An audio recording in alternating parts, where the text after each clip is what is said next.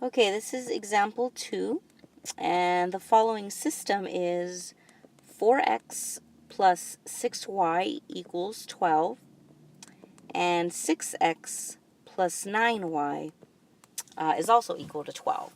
And this system is the same system. These two equations are the same ones on your ICA example 2, and you should have obtained parallel lines. Your slopes should be the same. But when you do this algebraically, or specifically by solving the system by using substitution, this is what you would do. So again, you would pick an equation. So let me get my arrow here. It's not my arrow. Here it is. Okay, so notice, again, we have two variables, right? We have an x and a y. And the coefficient, right, is 4 here, 6, 6, and 9. We want to solve for one of the variables. It doesn't matter which variable you solve for, as long as you solve for that variable. You isolate that variable. Now, unfortunately, we don't have any ones here. When you have ones, you don't generate fractions, but we have no choice here. We have, 4, 6, and 9. So I'm going to just work with, I'm going to pick one. Let's just pick the first equation, and I don't know, I'm going to solve for x. So I'm going to solve for x in equation 1. If you want to solve for y, that's fine, since you're probably used to it by using the slope-intercept form. So let's solve for y. Okay, so let me write the equation. 4x plus 6y equals 12. If you hear some fun noises, that's just the car. We're going back to the airport. I'm trying to multitask here. Okay, so we are solving for x. Okay, so I want this guy.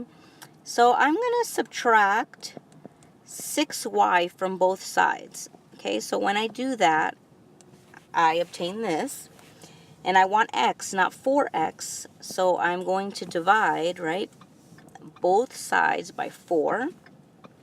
I get a big 1. X equals 3 minus, and again, you have 6/4, right? But, you can reduce that, right? You can divide these guys by 2, so you get 3 halves.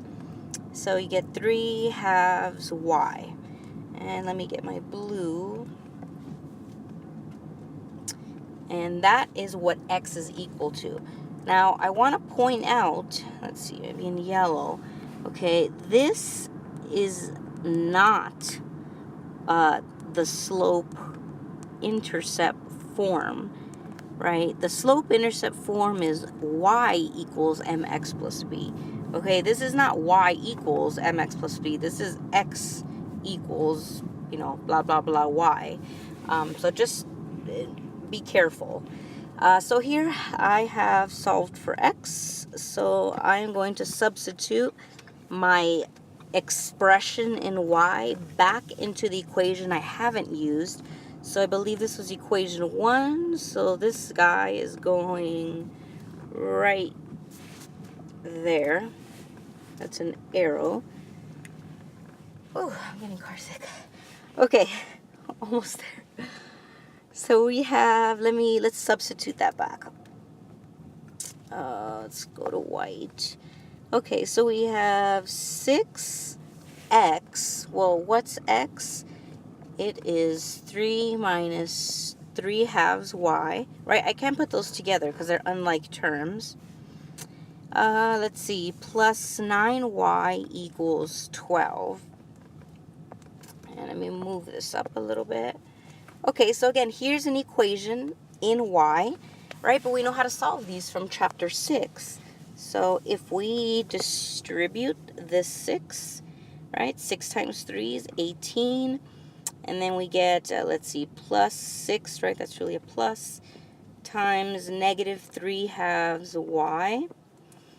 And then the plus 9 equals 12. Okay, so we get 18, right? This is really negative 18 over 2, right? Which we can just divide out.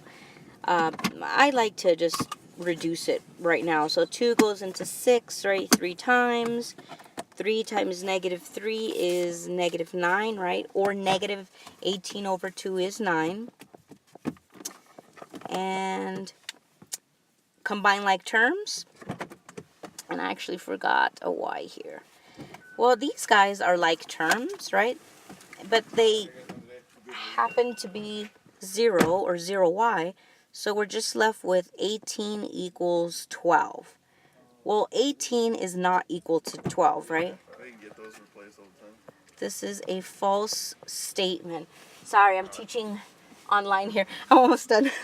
You can just check the car. Okay, so 18 is not equal to 12. So this is a false statement. Therefore, that's why this system has no solution. Right? When you graph them, right, you have parallel lines and they never intersect ever. So that's why they have that's why the system is no solution, or sometimes we call it inconsistent. So again, when you get a false statement, you should have parallel lines. Okay, I gotta go because we have a rent-a-car and we have to return it. Okay, look for the next video.